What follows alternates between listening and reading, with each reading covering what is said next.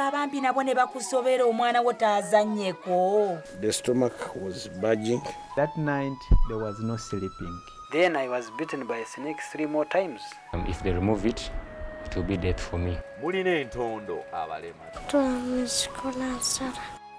The one guaranteed thing about our life is that adversities will hit us, all of us at one point in the journey. Does that mean that we stop and throw in the towel? Absolutely not. Character cannot be developed in ease and quiet. Only through experience of trial and suffering can the soul be strengthened, vision cleared, ambition inspired, and success achieved. Hello, this is Life Stories. My name is Justine, your host, and I welcome you to the show. I feel so blessed by this show, Life Stories, because I've gotten to meet so many different people and learn about so many things in life. But among the many things, I have witnessed people having indescribable strength to face life's adversities. I see people living with hostilities every day. I see people living with pain, but choosing to move on. Well, today on the show, I present you Judith Amanya, and this girl's story is not only a challenge to me, it is a shock. I have never seen somebody with so much strength, somebody who embraces life with so much joy, yet she lives in circumstances that are beyond a shadow of doubt, very, very troubling. Judith is HIV positive. She is a female conductor. She has a paralyzed father. She had a child at an early age, and all these things that make her life so hard. But Judith is a happy lady. Judith is so inspirational. She has this contagious smile. And the joy with which she embraces every day is not only a challenge to me, it is a shock. Today on Life Stories, we present you a female conductor, Judith Amanya. When Judith's father lost his job, her family was plunged into financial crisis. Leaving a comfortable life behind, the family moved to a village deep in Hoima to scrape out a living with the breadwinner bedridden. Pretty soon, Judith had to drop out of school, which marked the end of any dreams she may have created about a glossy future. Judith, how are you? I'm doing good. So, how is this place? As you see, it's fine. It's noisy. But thanks for having us in your home. So it's very rare to find a female conductor. How do you come to the point of being a female conductor? It's a good question, but I have to take you back in the days that when my father, in the first place, that we were born in Kampala. So we grew up in Kampala. I've never had any village life except of recent. So our dad in 2007, Chogam season, our dad was working with Hotel Africana. So our dad had an accident. So of which he got a spinal cord problem. His back is so paralyzed, he can't even move, he can't sleep. It's like that. So we sold off our land from Kampala. So we shifted and we went to the village of Hoima Road. This is Busunju, but before you reach Busunju, after 5 miles from Kachili. So we got a land in a village called Kachiti. So that's where my parents are living now. So I was pregnant by the time that we sold up our land. I delivered a daughter, and that I was a single mother. I was abandoned and nothing to do. That's the truth. You said that your dad got an accident, yeah, and so things had to change because he could no longer work. No, he was paralyzed. Yeah. But I thought you were in school. How does the pregnancy come? No, by that time I was in schooling. You know, I had peer pressure at some early age. So what happened to the father of the child? Yeah, the father of my child, as I said, he abandoned me. I couldn't support because I loved my daughter. So I delivered a cesarean labor. Did he abandon you because of what your family was going through, or my status? After some time, I came back to town and I went as an housemaid at some Sudanese, and they really tortured me badly. And so I was fed up of the slave. So what happened that after I went to the Sudanese, and it did as an housemaid, they treated me bad, they tortured me, they didn't pay me. So I just left the job, and they're like, you know what the other problem with them is that when they have a male visitor that comes in, you have to entertain. It's also part of your duty. So that's What do you mean by entertaining? entertaining, as in like engaging with that guy. You understand? Did you think of going back home? Did you talk to anybody? Where was your child at this time? Yeah, I talked to one lady. I don't know her name, but she was our neighbor because it was in a flat. She was on the next floor, and we're on the 3rd floor. So she's the person that I talked to, and they knew that I told her. So they got rude at me. They were like, you don't have to eat before we eat.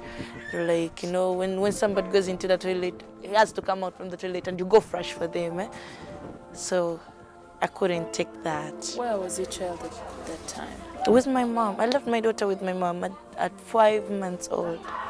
Finding out her HIV status was the final nail in her coffin, and so Judith's life took on a downward spiral. She was plunged into despair and started living a life of deprivation. You know, your story is too broad for me. There's so many things you've told me that I feel so bad about. I need you to tell me, when did you find out that you're HIV positive? I found out that I was living a positive life. That was at the 14th year. I was 14 years old. How did you contract AIDS at 14 years, you know? Yeah. Were you born with it? No. I had L6. I had peer pressure and so. Peer pressure in school? Yeah, in school. Was a Kenyan guy. The one who pressured me after making me lose everything. So he's the one who pressured me, please go test. And I was like, this is just another problem to me. And unfortunately, I had some killing malaria. It was so bad, so I had the stress in me. And that's some STIs. So I went to Naguru Teenage. I tested the positive. I couldn't believe it. What was the reaction of your parents when you tested positive? I didn't tell them. They've never found out? I disclosed, but after some time, some long time. You know, I grew up in this way, like I'm asthmatic, so I had to swallow tablets, what. So when they used to ask me, why are you taking always that medicine? The truth is that I was suspecting that these drugs that they were giving me, they're just for a quick death. That time, I could even still escape from the house, go clubbing. But first of all, you weren't so old, and you just found out that you're HIV positive. Did you ever have moments where you thought about it, where it sank in your head that you're actually positive? Always I was feeling bad. Always I was feeling bad, so bad. And this was the time that I couldn't take it, and that was before I joined PIDC. So Naguru Teenage is like, what is Naguru Teenage? Naguru Teenage is health center for youth. Yeah, it works between 10 and 24.